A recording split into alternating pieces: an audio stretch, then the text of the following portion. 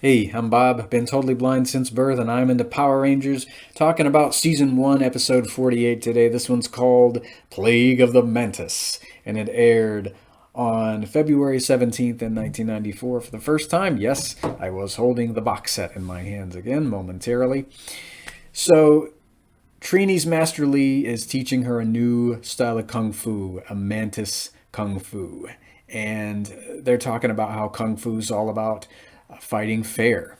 And it's all about integrity. It's all about honor. And Bulk and Skull, they like the idea of studying bugs and learning a new type of kung fu. Master Lee gave Trini a mantis to take home and study, to ponder the way of the mantis for her kung fu homework, as the kids call it. So Bulk and Skull, they start gathering these cockroaches in a jar, and they're planning on teaching folks kung fu that they pulled out of their I want to remain family friendly here.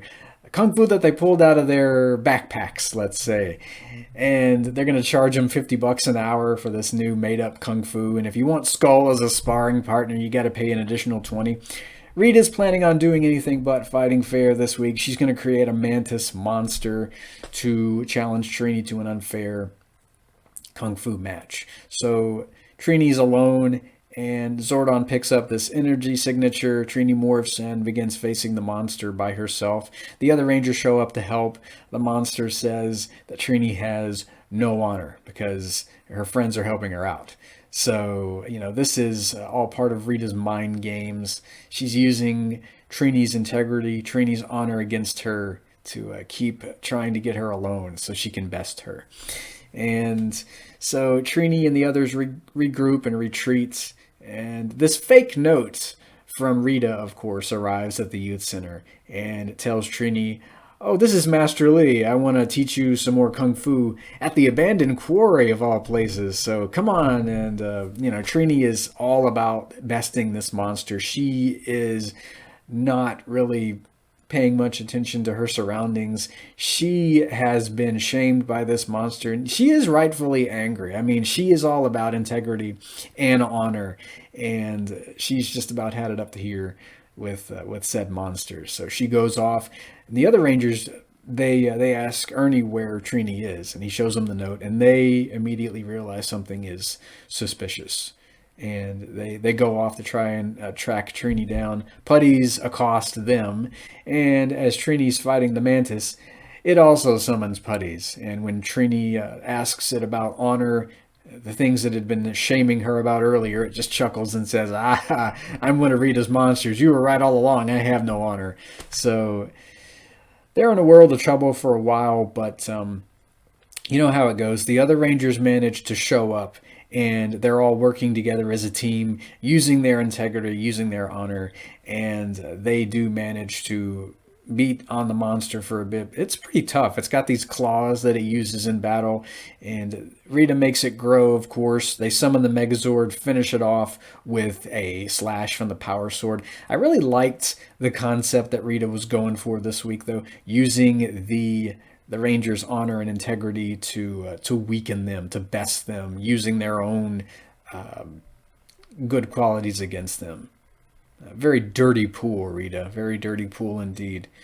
And of course, Rita's upset after she loses. She's, I think, trying to hit maybe Squat and Babu. She calls them names. Poor guys. And the episode ends with Bulk and Skull. Of course, their get rich quick scheme shatters along with the jar that the cockroaches were in, and the roaches are crawling all over Bulk. Pretty much nightmare fuel to some of us '90s kids who didn't very much like cockroaches. Well, I still don't, by the way. So I forgot to do the Hasbro should make that segment. Yes, a Mantis Monster in the Lightning Collection would be an interesting choice if he's ever created. So I don't think it does any energy attacks.